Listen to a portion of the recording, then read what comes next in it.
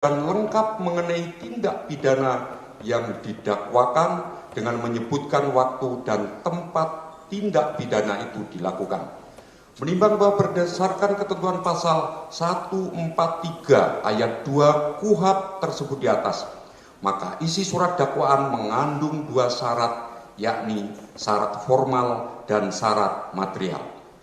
Mengenai syarat formal adalah sebagaimana yang disebutkan pada pasal 143 ayat 2 huruf A KUHP tentang identitas tersangka secara lengkap, sedangkan mengenai syarat material adalah sebagaimana disebutkan dalam pasal 143 ayat 2 huruf B KUHP, bahwa tindak pidana yang didakwakan harus diuraikan secara cermat, jelas, dan lengkap. Menimbang bahwa dalam Kamus Umum Bahasa Indonesia karangan WJS Purwadarminta menyebutkan bahwa yang dimaksud dengan kata cermat, jelas, dan lengkap adalah sebagai berikut. Cermat berarti seksama, teliti, dengan penuh perhatian. Jelas berarti terang, nyata, dan tegas. Lengkap berarti genap atau tidak ada kurangnya atau komplit. Menimbang bahwa merujuk pada putusan Mahkamah Agung RI nomor 492K/Pit 1984 tanggal 29 Mei 1985, syarat cermat, jelas, dan lengkap dalam dakwaan harus dimaknai secara proporsional dengan tujuan utama untuk menjamin kepastian hukum dan memberikan pemahaman yang memadai bagi terdakwa tentang perbuatan yang didakwakan, bukan semata-mata formalitas yang dapat menggagalkan proses peradilan. Menimbang bahwa selanjutnya majelis hakim akan mempertimbangkan pokok-pokok keberatan tersebut di atas. A. Terhadap keberatan mengenai surat perintah penyidikan dan surat pemberitahuan dimulainya penyidikan yang ditandatangani oleh pejabat pemerintahan tanpa dasar kewenangan. Menimbang bahwa terdakwa melalui penasihat hukumnya mendalilkan surat perintah penyidikan dalam kurung bukti T1 dan T2 dan surat pemberitahuan dimulainya penyidikan sebagaimana bukti T3 dan T4 ditandatangani oleh pejabat yang tidak memiliki kewenangan, yakni Ketua KPK Setio Budianto dan Deputi Bidang Penindakan dan Eksekusi UB Direktur Penyidikan Asep Guntur Rahayu, karena pasal 21 ayat 4 Undang-Undang nomor 19 tahun 2019 tentang perubahan kedua atas Undang-Undang nomor 30 tahun 2002 tentang Komisi Pemberantasan Tindak Pidana Korupsi telah mengubah kewenangan pimpinan KPK yang semula adalah penyidik dan penuntut umum menjadi hanya bersifat kolektif kolegial. Menimbang bahwa memperhatikan pasal 6 huruf E Undang-Undang nomor 19 tahun 2019 tentang perubahan kedua atas Undang-Undang nomor 30 tahun 2002 tentang Komisi Pemberantasan Tindak Pidana Korupsi menyatakan Komisi Pemberantasan Korupsi bertugas melakukan penyelidikan, penyidikan, dan penuntutan terhadap tindak pidana korupsi. Menimbang bahwa berdasarkan pasal 6 huruf E tersebut, maka undang-undang memberikan tugas atau kewenangan kepada KPK secara kelembagaan untuk melakukan penyelidikan, penyidikan, dan penuntutan di mana dalam lembaga KPK itu sendiri terdiri dari Dewan Pengawas yang berwenang memberikan izin penyadapan, penggeledahan, dan penyitaan, serta pimpinan KPK dan pegawai. Dengan demikian, pimpinan KPK mempunyai kewenangan secara atribusi untuk melakukan penyelidikan, penyidikan, dan penuntutan, meskipun tidak secara eksplisit termuat dalam Undang-Undang nomor 19 tahun 2019, sehingga majelis hakim menilai bahwa perubahan kewenangan pimpinan KPK dalam Undang-Undang nomor 19 tahun 2019 tidaklah serta-merta menghilangkan kewenangan KPK sebagai lembaga dalam melaksanakan fungsi penyidikan dan penuntutan. Menimbang bahwa secara kelembagaan kewenangan KPK untuk melakukan penyelidikan, penyidikan dan penuntutan merupakan kewenangan atributif yang diberikan langsung oleh undang-undang. Sehingga perubahan struktur kepemimpinan internal KPK dari individual menjadi kolektif kolegial tidak menghilangkan kewenangan kelembagaan tersebut. Menimbang bahwa meskipun pimpinan KPK tidak lagi secara individual menjadi penyidik atau penuntut umum, sebagaimana diatur dalam Undang-Undang Nomor 11 Tahun 2019, namun Ketua KPK selaku pimpinan lembaga tetap memiliki kewenangan untuk menerbitkan surat perintah penyidikan sebagai bagian dari fungsi manajemen organisasi dan pelaksanaan tugas KPK dalam pemberantasan tindak pidana korupsi. Menimbang bahwa penandatanganan surat perintah penyidikan oleh Ketua KPK merupakan tindakan administratif yang merepresentasikan lembaga KPK secara institusional, bukan tindakan Ketua KPK sebagai penyidik secara individual. Menimbang bahwa untuk menilai keabsahan tindakan administrasi pemerintahan tersebut, pemerintahan termasuk penerbitan surat perintah penyidikan dan SPDP perlu memperhatikan prinsip-prinsip dalam hukum administrasi negara, di mana tindakan tersebut masih dalam lingkup kewenangan KPK sebagai lembaga yang berwenang melakukan penyidikan tindak pidana korupsi sebagaimana diatur dalam pasal 6 huruf E Undang-Undang Nomor 19 Tahun 2019. Menimbang bahwa berdasarkan prinsip delegasi kewenangan dalam hukum administrasi negara, pimpinan KPK dapat mendelegasikan kewenangan administratif tertentu kepada pejabat di bawahnya, termasuk penandatanganan surat perintah penyidikan dan SPDP, sepanjang tidak terkait dengan kewenangan yang bersifat substantif yang memerlukan persetujuan kolektif. Menimbang bahwa selain itu terhadap keberatan atas penandatanganan surat perintah penyidikan dan SPDP oleh Ketua KPK dan Deputi Bidang Penindakan dan Eksekusi bukanlah merupakan objek yang dapat dijadikan alasan pembatalan dakwaan dalam pemeriksaan perkara pidana. Menimbang bahwa berdasarkan pertimbangan tersebut di atas, maka keberatan terdakwa mengenai surat perintah penyidikan dan SPDP yang ditandatangani oleh pejabat pemerintahan tanpa dasar kewenangan haruslah dikesampingkan. B. Terhadap keberatan mengenai tindakan penyidikan dan penuntutan oleh penuntut umum bertentangan dengan KUHP dan prinsip due process of law. Menimbang bahwa terdakwa dalam eksepsinya secara pribadi maupun melalui penasihat hukumnya mendalilkan bahwa tindakan penyidikan dan penuntutan bertentangan dengan KUHP dan prinsip due process of law dengan beberapa alasan, antara lain dakwaan bertentangan dengan putusan yang telah berkekuatan hukum tetap untuk terdakwa Wahyu Setiawan, Agustiani Tio Fridelina sebagaimana bukti T8 dan Saiful Bahri bukti T7. Dakwaan tidak disusun berdasarkan berkas perkara secara utuh. Pemanggilan saksi dari penyidik KPK tidak bisa dikategorikan sebagai saksi verbalisan dan terdakwa ditetapkan sebagai tersangka tanpa dipanggil dan diperiksa sebagai calon tersangka.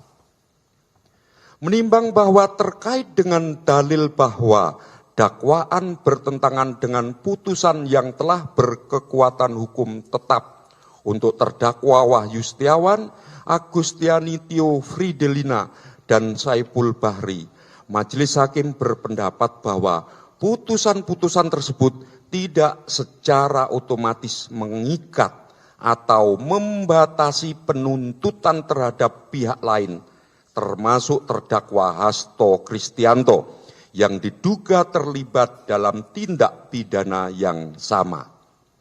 Menimbang bahwa dalam konteks hukum pidana, azas nebis in idem sebagaimana diatur dalam pasal 76 KUHP hanya berlaku terhadap orang yang sama, bukan terhadap orang yang berbeda, meskipun terkait dengan peristiwa pidana yang sama atau berkaitan. Dengan demikian, putusan terhadap Wahyu Setiawan, Agustiani, Tio Fridelina, dan Saiful Bahri tidak menimbulkan nebis in idem terhadap terdakwa Hasto Kristianto.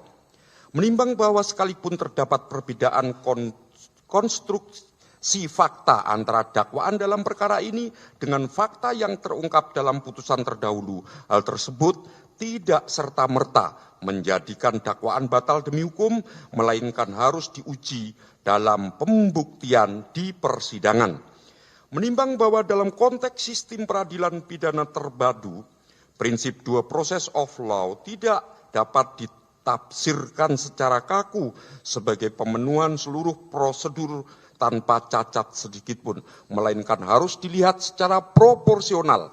Apakah pelanggaran prosedural yang terjadi bersifat substansial dan menyebabkan ketidakadilan yang nyata bagi terdakwa. Menimbang bahwa mengenai dalil bahwa dakwaan tidak disusun berdasarkan berkas perkara secara utuh, Majelis Hakim berpendapat bahwa hal tersebut merupakan materi pembuktian yang harus dibuktikan dalam pemeriksaan pokok perkara dan tidak dapat dijadikan dasar untuk membatalkan dakwaan dalam tahap eksepsi. Menimbang bahwa terkait dengan dalil pemanggilan saksi yang berasal dari penyidik KPK tidak bisa dikategorikan sebagai saksi verbalisan dan syarat akan konflik kepentingan, Majelis Hakim berpendapat bahwa kualifikasi seseorang sebagai saksi tidak dibatasi pada kategori-kategori tertentu selama memenuhi ketentuan dalam pasal 1 angka 26 KUHP sebagaimana telah diperluas oleh putusan Mahkamah Konstitusi nomor 65 garing PUU strip Romawi 8 2010. Menimbang bahwa perluasan makna saksi berdasarkan putusan Mahkamah Konstitusi tersebut adalah untuk melindungi hak-hak tersangka atau terdakwa, namun tidak berarti membatasi pihak-pihak yang dapat dihadirkan sebagai saksi dalam pemeriksaan perkara pidana. Menimbang bahwa mengenai dalil terdakwa ditetapkan sebagai tersangka tanpa dipanggil dan diperiksa sebagai calon tersangka, Majelis Hakim menilai bahwa pemeriksaan calon tersangka adalah persoalan prosedural dalam proses penyidikan yang tidak secara otomatis menjadikan penyidikan batal. Menimbang bahwa sesuai dengan putusan Mahkamah Konstitusi nomor 21 garing PUU strip Romawi 12 2014, penetapan tersangka harus didasarkan pada minimal 2 alat bukti dan jika terdapat kekurangan prosedural dalam proses tersebut, hal itu dapat diuji melalui pra-peradilan sebagaimana diatur dalam pasal 77 KUHP. Menimbang bahwa merujuk pada doktrin substansial justice yang dianut dalam praktek peradilan, fokus utama peradilan pidana adalah tercapainya keadilan substansi sehingga pelanggaran prosedural yang tidak menimbulkan kerugian substantif bagi hak terdakwa tidak serta-merta mengakibatkan batalnya seluruh proses. Menimbang bahwa berdasarkan pertimbangan tersebut di atas, maka keberatan terdakwa mengenai tindakan penyidikan dan penuntutan oleh penuntut umum bertentangan dengan KUHP dan prinsip due process of law harus dikesampingkan. C. Terhadap keberatan mengenai KPK dan Pengadilan Tindak Pidana Korupsi tidak memiliki kewenangan absolut. Menimbang bahwa terdakwa melalui penasihat hukumnya mendalilkan bahwa KPK dan Pengadilan Tindak Pidana Korupsi tidak memiliki kewenangan absolut dalam memeriksa dan mengadili perkara terdakwa, khususnya untuk dakwaan melanggar pasal 21 Undang-Undang Tipikor yang dikategorikan sebagai tindak pidana lain yang berkaitan dengan tindak pidana korupsi dan bukan merupakan tindak pidana korupsi. Menimbang bahwa berdasarkan pasal 6 huruf E Undang-Undang nomor 19 tahun 2019, KPK berwenang melakukan penyelidikan, penyidikan, dan penuntutan terhadap tindak pidana korupsi. Menimbang bahwa berdasarkan prinsip lex specialis systematis, pasal 6 huruf E tersebut harus ditafsirkan dalam konteks keseluruhan Undang-Undang Tipikor, di mana pasal 21 Undang-Undang Tipikor yang mengatur tentang mencegah, merintangi, atau menggagalkan penyidikan, penuntutan, dan pemeriksaan di sidang pengadilan merupakan bagian tidak terpisahkan dari upaya pemberantasan tindak pidana korupsi. Menimbang bahwa ketentuan dalam Undang-Undang Tipikor termasuk pasal 21 harus ditafsirkan sebagai satu kesatuan sistem hukum pemberantasan korupsi yang tidak dapat dipisahkan dari tindak pidana korupsi itu sendiri.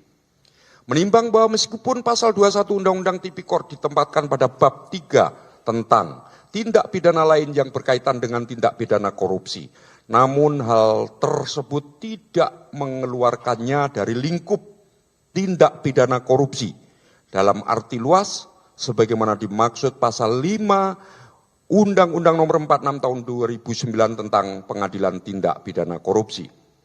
Menimbang bahwa pasal 5 Undang-Undang Nomor 46 Tahun 2009 tentang Pengadilan Tindak Pidana Korupsi menetapkan bahwa Pengadilan Tindak Pidana Korupsi merupakan satu-satunya pengadilan yang berwenang memeriksa, mengadili, dan memutus perkara tindak pidana korupsi. Menimbang bahwa selanjutnya pasal 6 Undang-Undang Nomor 46 Tahun 2009 menyatakan bahwa Pengadilan Tindak Pidana Korupsi berwenang memeriksa, mengadili, dan memutus perkara tindak pidana korupsi, tindak pidana pencucian uang yang tindak pidana asalnya adalah tindak pidana korupsi dan atau tindak pidana yang secara tegas dalam undang-undang lain ditentukan sebagai tindak pidana korupsi. Menimbang bahwa penjelasan pasal 6 huruf A Undang-Undang Nomor 46 Tahun 2009 menyebutkan bahwa yang dimaksud dengan tindak pidana korupsi meliputi tindak pidana yang diatur dalam Undang-Undang Nomor 31 Tahun 9 tentang Pemberantasan Tindak Pidana Korupsi sebagaimana telah diubah dengan Undang-Undang Nomor 20 Tahun 2021 tanpa adanya pengecualian terhadap ketentuan dalam bab 3 Undang-Undang Tipikor. Menimbang bahwa kewenangan absolut pengadilan tipikor mencakup seluruh tindak pidana yang diatur dalam Undang-Undang Tipikor sebagaimana ditegaskan dalam pasal 6 Undang-Undang Pengadilan Tipikor tanpa pengecualian terhadap tindak pidana yang diatur dalam bab 3 Undang-Undang Tindak Pidana Korupsi. Menimbang bahwa praktik peradilan selama ini juga menunjukkan bahwa Pengadilan Tindak Pidana Korupsi telah memeriksa, mengadili, dan memutus perkara tindak pidana yang diatur dalam pasal 21 Undang-Undang Tipikor, sebagaimana dapat dilihat dalam putusan Mahkamah Agung nomor 78 PK/Pitsus 2021 dan putusan Mahkamah Agung nomor 3315 K/Pitsus 2018 atas nama terdakwa Dr. Fredrik Yunadi SHLLM MBA. Menimbang bahwa berdasarkan pertimbangan tersebut di atas, maka keberatan terdakwa mengenai KPK dan Pengadilan Tindak Pidana Korupsi tidak memiliki kewenangan absolut haruslah ditolak. D. Terhadap keberatan mengenai proses penyelidikan, penyidikan dan penuntutan yang dilakukan KPK melanggar hak asasi terdakwa. Menimbang bahwa terdakwa maupun penasihat hukumnya mendalilkan yang pada pokoknya proses penyelidikan, penyidikan dan penuntutan yang dilakukan oleh KPK dilakukan secara melanggar hukum dan melanggar hak asasi terdakwa yang dijamin dalam pasal 65 pasal 116 ayat 3 dan 4 KUHP khususnya hak untuk mengajukan ahli meringankan. Menimbang bahwa berdasarkan pasal 65 KUHP memang memberikan hak kepada tersangka atau terdakwa untuk mengusahakan dan mengajukan saksi dan atau seseorang yang memiliki keahlian khusus guna memberikan keterangan yang menguntungkan bagi dirinya. Menimbang bahwa pasal 116 ayat 3 dan 4 KUHP juga mengatur bahwa pemeriksaan tersangka ditanya apakah ia menghendaki didengarnya saksi yang dapat menguntungkan baginya, dan dalam hal tersangka menghendaki saksi tersebut, penyidik wajib memanggil dan memeriksa saksi tersebut. Menimbang bahwa putusan Mahkamah Konstitusi nomor 65 PUU Romawi 8 2010 telah menegaskan bahwa ketentuan pemanggilan serta pemeriksaan saksi dan atau ahli yang menguntungkan bagi tersangka atau terdakwa sebagaimana diatur dalam pasal 65 jungto pasal 116 ayat 3 dan ayat 4 KUHP harus ditafsirkan dapat dilakukan tidak hanya dalam tahap persidangan di pengadilan tetapi juga dalam penyidikan. Menimbang bahwa KPK di pihak lain berpendapat bahwa terdakwa masih dapat menghadirkan ahli yang meringankan pada pemeriksaan persidangan sebagaimana disampaikan oleh juru bicara KPK melalui media. Menimbang bahwa penolakan permintaan terdakwa untuk menghadirkan ahli yang meringankan pada tahap penyidikan secara formal memang dapat dipandang sebagai pelanggaran terhadap hak terdakwa sebagaimana yang dimaksud dalam pasal 65 jungto pasal 116 ayat 3 dan ayat 4 KUHP. Menimbang bahwa meskipun demikian pelanggaran prosedural tersebut tidak serta-merta menyebabkan dakwaan batal demi hukum, melainkan terdakwa dapat menggunakan haknya tersebut pada tahap pemeriksaan di persidangan, di mana terdakwa dapat menghadirkan ahli yang meringankan untuk didengar keterangannya. Menimbang bahwa berdasarkan azas peradilan sederhana, cepat, dan biaya ringan, sebagaimana dimaksud Pasal 2 ayat 4 Undang-Undang Kekuasaan Kehakiman, pelanggaran prosedural yang masih dapat dipulihkan pada tahap persidangan tidak seharusnya menjadi alasan pembatalan seluruh proses yang telah berjalan. Menimbang bahwa berdasarkan pertimbangan tersebut di atas, maka keberatan terdakwa mengenai proses penyelidikan, penyidikan, dan penuntutan yang dilakukan oleh KPK melanggar hak asasi terdakwa haruslah dikesampingkan.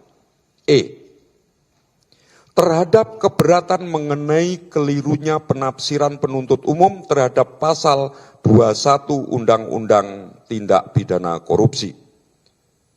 Menimbang bahwa terdakwa melalui penasihat hukumnya mendalilkan bahwa penuntut umum keliru menafsirkan perintangan proses peradilan sebagaimana diatur dalam pasal 21 Undang-Undang Tipikor dan terdakwa dilindungi azas non-self-incrimination. Menimbang bahwa terdakwa mendalilkan pasal 21 Undang-Undang Tipikor tidak berlaku bagi tersangka atau terdakwa sendiri karena terlindungi oleh azas non-self-incrimination, melainkan hanya dapat diterapkan terhadap pihak ketiga atau saksi yang karena sifat perbuatannya tidak dapat didakwa dengan tindak pidana pokok. Menimbang bahwa berdasarkan penafsiran sistematis dan teleologis mengenai penafsiran terhadap pasal 21 Undang-Undang Tipikor tersebut, Majelis Hakim berpendapat bahwa rumusan pasal tersebut menggunakan frasa setiap orang yang berarti mencakup siapa saja tanpa kecuali, termasuk tersangka atau terdakwa dalam perkara korupsi. Menimbang bahwa pasal 21 Undang-Undang Tipikor dimaksudkan untuk melindungi integritas proses peradilan tindak pidana korupsi dari upaya-upaya yang dapat menghambat atau menggagalkan pencarian kebenaran material terlepas dari siapa yang melakukan perbuatan tersebut. Menimbang bahwa meskipun azas non-self-incrimination melindungi tersangka atau terdakwa untuk tidak menjerat dirinya sendiri, namun hal tersebut terbatas pada hak untuk tidak memberikan keterangan yang memberatkan dirinya dan tidak mencakup tindakan aktif untuk mencegah, merintangi, atau menggagalkan proses hukum. Menimbang bahwa azas non-self-incrimination yang bersumber dari pasal 14 ayat 3 huruf G Konvensi Internasional Hak Sipil dan Politik tidak memberikan kekebalan atau immunity kepada tersangka atau terdakwa untuk melakukan tindakan aktif menghalangi proses hukum, melainkan hanya memberikan hak untuk tidak dipaksa memberikan keterangan yang memberatkan dirinya. Menimbang bahwa penafsiran yang menyatakan pasal 21 Undang-Undang Tipikor hanya dapat diterapkan terhadap pihak ketiga atau saksi tidak memiliki dasar hukum yang cukup karena tidak tercantum dalam rumasan pasal maupun penjelasannya. Menimbang bahwa putusan Mahkamah Agung nomor 1 PK Pitsus 2016 yang dijadikan dasar oleh terdakwa memiliki konteks dan pertimbangan hukum yang berbeda dengan perkara akuo sehingga tidak dapat serta-merta diterapkan dalam perkara ini. Menimbang bahwa berdasarkan pertimbangan tersebut di atas, maka keberatan terdakwa mengenai kelirunya penafsiran penuntut umum terhadap pasal 21 Undang-Undang Tipikor haruslah ditolak. F. Terhadap keberatan mengenai diabaikannya prinsip penyertaan mutlak perlu pada delik suap. Menimbang bahwa terdakwa melalui penasihat hukumnya mendalilkan bahwa dakwaan penuntut umum tidak cermat karena mengabaikan prinsip penyertaan mutlak perlu atau non-cyclic delneming pada delik suap atau delik suap berpasangan dan tidak jelas siapa penerima suap dalam perkara terdakwa karena dalam kasus Wahyu Setiawan dan Agustiani Tio Fridelina nama terdakwa tidak disebut sebagai pemberi suap. Menimbang bahwa dalam konteks penegakan hukum pidana terkait dengan dalil tersebut, majelis hakim berpendapat bahwa meskipun tindak pidana suap merupakan delik berpasangan yang memerlukan adanya pemberi dan penerima, namun hal tersebut tidak membatasi kemungkinan bahwa dalam rangkaian peristiwa suap mungkin terdapat pihak-pihak lain yang terlibat selain yang telah diproses hukum terlebih dahulu. Menimbang bahwa prinsip non-cyclic delneming pada delik suap tidak dimaksudkan sebagai hambatan prosedural yang mengharuskan semua pelaku diproses dalam satu berkas perkara, melainkan sebagai karakteristik substantif dari delik yang memerlukan minimal dua pihak dalam terjadinya tindak pidana. Menimbang bahwa berdasarkan praktik penegakan hukum tindak pidana korupsi, pemisahan berkas perkara atau splitsing terhadap para pelaku dalam tindak pidana suap merupakan praktek yang lazim dan sah menurut hukum acara pidana sebagaimana diatur dalam pasal 142 KUHP. Menimbang bahwa ketidakselarasan antara dakwaan dengan putusan perkara terdahulu merupakan persoalan pembuktian yang harus diuji dalam pemeriksaan pokok perkara dan bukan merupakan alasan untuk membatalkan dakwaan pada tahap eksepsi. Menimbang bahwa dalam konteks tindak pidana penyertaan sebagaimana diatur dalam pasal 55 KUHP, setiap pelaku dapat diproses secara terpisah dan dimungkinkan adanya perbedaan konstruksi fakta sesuai dengan peran dan keterlibatan masing-masing.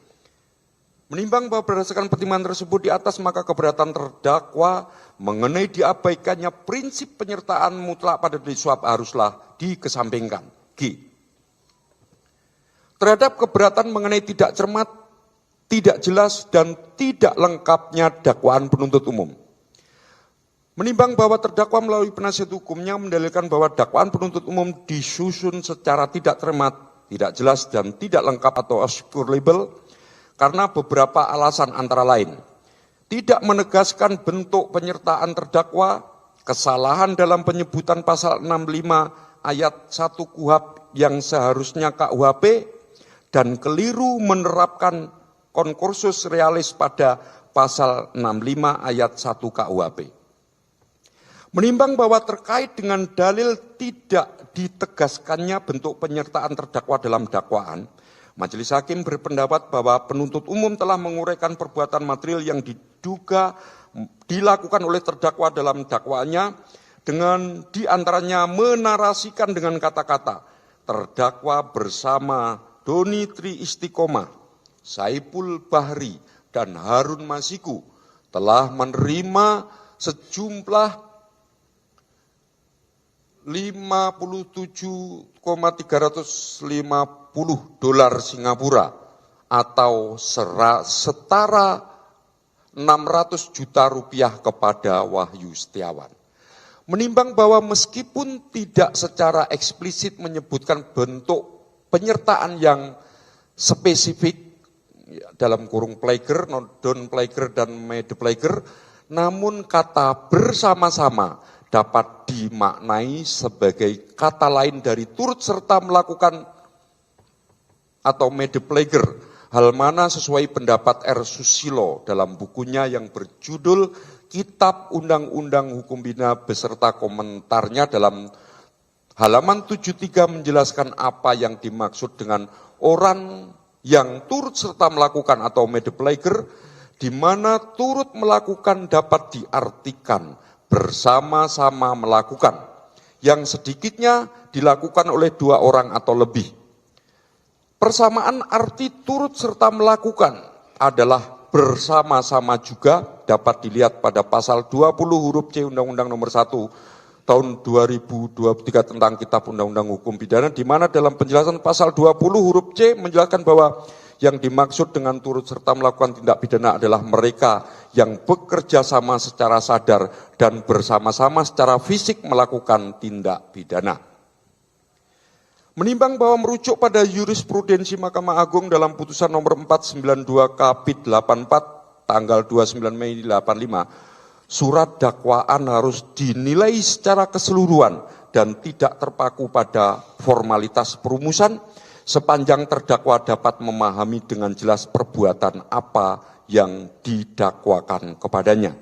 Menimbang bahwa berdasarkan pertimbangan tersebut di atas, maka meskipun tidak secara tegas disebutkan penyertaan dalam pasal 55 ayat 1 ke 1 KUHP dalam surat dakwaan, namun dengan adanya uraian perbuatan material terdakwa dalam penyertaan termasuk dengan penyebutan bersama-sama, tidak menyebabkan dakwaan batal demi hukum.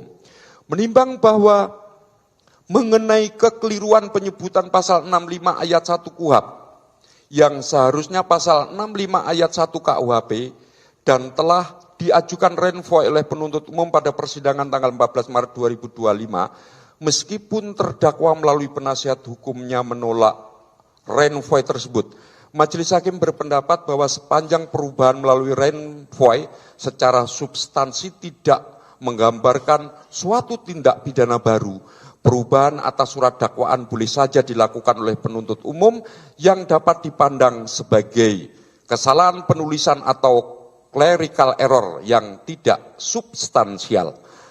Menimbang bahwa terhadap kesalahan penulisan dapat dilakukan koreksi redaksional dengan cara merenvoi, di mana koreksi semacam itu tidak terikat pada pasal 144 KUHP.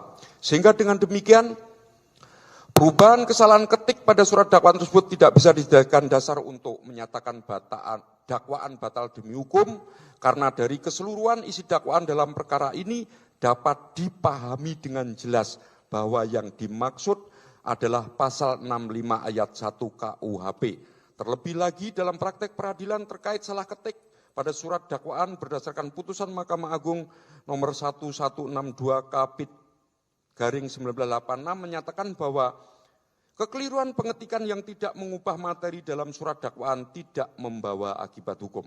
Menimbang bahwa mengenai kekeliruan penerapan konkursus realis, Majelis Hakim berpendapat bahwa hal tersebut merupakan persoalan penerapan hukum pidana material yang harus dipertimbangkan setelah pembuktian dalam pemeriksaan pokok perkara dan bukan merupakan alasan untuk membatalkan dakwaan pada tahap eksepsi. Menimbang bahwa berdasarkan pertimbangan tersebut di atas, maka keberatan terdakwa mengenai tidak cermat, tidak jelas, dan tidak lengkapnya dakwaan penuntut umum haruslah ditolak. Terhadap keberatan mengenai dakwaan penuntut umum telah salah karena menguraikan perbuatan terdakwa pada saat proses penyelidikan terhadap Harun Masiku. Menimbang bahwa terdakwa melalui penasihat hukumnya mendalilkan bahwa pasal 21 Undang-Undang Tipikor terbatas pada perbuatan seseorang yang menghalangi proses penyidikan, penuntutan, dan pemeriksaan di sidang pengadilan sehingga dakwaan penuntut umum telah salah karena menguraikan perbuatan terdakwa pada saat proses penyelidikan terhadap Harun Masiku. Menimbang bahwa terdakwa mendalilkan bahwa rangkaian perbuatan terdakwa yang didalilkan oleh penuntut umum terjadi pada tanggal 8 Januari 2020. Sedangkan surat perintah penyidikan terhadap Harun Masiku baru diterbitkan pada tanggal 9 Januari 2020. Menimbang bahwa mengenai dalil tersebut, Majelis Hakim berpendapat bahwa rumusan pasal 21 Undang-Undang Tipikor memang mengatur mengenai perbuatan yang dengan sengaja mencegah, merintangi atau menggagalkan penyidikan, penuntutan, dan pemeriksaan di sidang pengadilan dan tidak menyebutkan penyelidikan. Menimbang bahwa dalam konteks penegakan hukum, tindak pidana korupsi, tahapan penyelidikan dan penyidikan merupakan rangkaian proses yang berkelanjutan. Sehingga perbuatan yang dilakukan menjelang dimulai penyidikan formal dengan tujuan mencegah penyidikan tetap dapat dikategorikan sebagai perbuatan mencegah penyidikan dalam arti material. Menimbang bahwa meskipun demikian, perbuatan yang dilakukan menjelang dimulainya penyidikan dengan tujuan untuk mencegah atau merintangi penyidikan yang akan segera dimulai dapat dikategorikan sebagai perbuatan yang mencegah atau merintangi penyidikan secara tidak langsung, sebagaimana dirumuskan dalam pasal 21 Undang-Undang Tipikor tersebut. Menimbang bahwa berdasarkan doktrin hukum pidana tentang actus reus yang berkelanjutan dan mens rea yang menyertainya, perbuatan yang dilakukan sebelum formal dimulai penyidikan namun dengan tujuan untuk menghalangi penyidikan yang akan segera dimulai tetap dapat dikategorikan sebagai perbuatan yang mencegah penyidikan sebagaimana maksud pasal 21 Undang-Undang Tipikor. Menimbang bahwa penafsiran sempit terhadap frasa mencegah, merintangi atau menggagalkan penyidikan dalam pasal 21 Undang-Undang Tipikor hanya pada perbuatan setelah penyidikan formal dimulai berpotensi menciptakan celah hukum yang dapat dimanfaatkan untuk menghindari penegakan hukum. Menimbang bahwa penilaian mengenai apakah perbuatan terdakwa termasuk dalam kategori mencegah, merintangi, atau menggagalkan penyidikan secara langsung atau tidak langsung tersebut adalah persoalan pembuktian yang harus diuji dalam pemeriksaan pokok perkara. Menimbang bahwa berdasarkan pertimbangan tersebut di atas, maka keberatan terdakwa mengenai dakwaan penuntut umum yang telah salah karena menguraikan perbuatan terdakwa pada saat proses penyidikan, pada saat proses penyelidikan terhadap Harun Masiku haruslah dikesampingkan. Keberatan terhadap tidak ada kerugian negara sehingga bukan menjadi kewenangan KPK. Menimbang bahwa terdakwa dalam eksepsinya secara pribadi menyatakan jika dalam perkara ini tidak ada kerugian keuangan negara karena Undang-Undang KPK nomor 19 tahun 2019 yang menegaskan kewenangan KPK dalam melakukan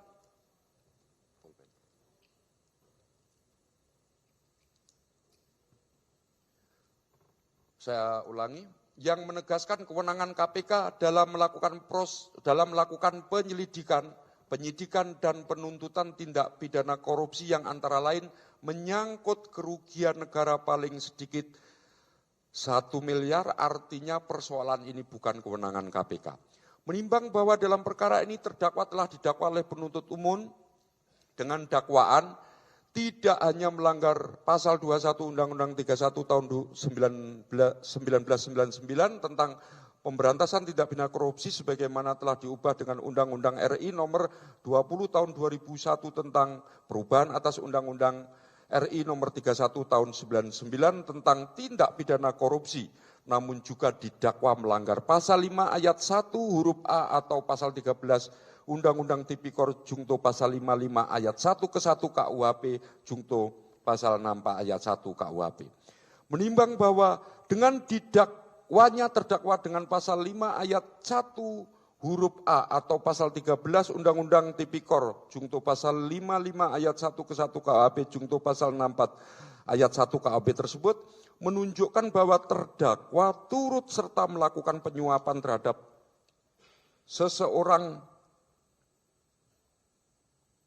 penyelenggara negara, yaitu Wahyu Setiawan selaku anggota KPU RI periode tahun 2017-2022 bersama-sama dengan Doni Tri Istiqomah, Saiful Bahri, dan Harun Masiku. Hal mana dengan adanya tindak pidana suap antara penyelenggara sebagai penerima suap dengan pemberi suap yang bukan penyelenggara negara atau pegawai negeri, maka merupakan tindak pidana korupsi yang masih menjadi kewenangan KPK berdasarkan pasal 11 ayat 1 huruf A Undang-Undang nomor 19 tahun 2009 tentang perubahan kedua atas Undang-Undang nomor 30 tahun 2002 tentang Komisi Pemberantasan Tindak Pidana Korupsi yang menyatakan Komisi Pemberantasan Korupsi berwenang melakukan penyelidikan, penyidikan, dan penuntutan terhadap tindak pidana korupsi yang melibatkan aparat penegak hukum, penyelenggara negara, dan orang lain yang ada kaitannya dengan tindak pidana korupsi yang dilakukan oleh aparat penegak hukum atau penyelenggara negara. Menimbang bahwa berdasarkan pasal 11 Undang-Undang KPK, kewenangan KPK untuk menangani tindak pidana korupsi tidak semata-mata didasarkan pada adanya kerugian keuangan negara, melainkan juga pada kriteria lain seperti melibatkan penyelenggara negara, mendapat perhatian yang meresahkan masyarakat, dan atau yang menyangkut kerugian negara paling sedikit 1 miliar. Menimbang bahwa tindak pidana suap sebagaimana diatur dalam pasal 55 ayat 1 Undang-Undang Tipikor yang melibatkan penyelenggara negara sepenuhnya berada dalam kewenangan KPK berdasarkan pasal 11 ayat 1 huruf A Undang-Undang KPK tanpa harus memenuhi threshold kerugian keuangan negara. Menimbang bahwa berdasarkan pertimbangan tersebut di atas, maka keberatan terdakwa bahwa KPK tidak berwenang melakukan penyidikan dan penuntutan perkara terdakwa karena tidak ada kerugian negara harus dikesampingkan.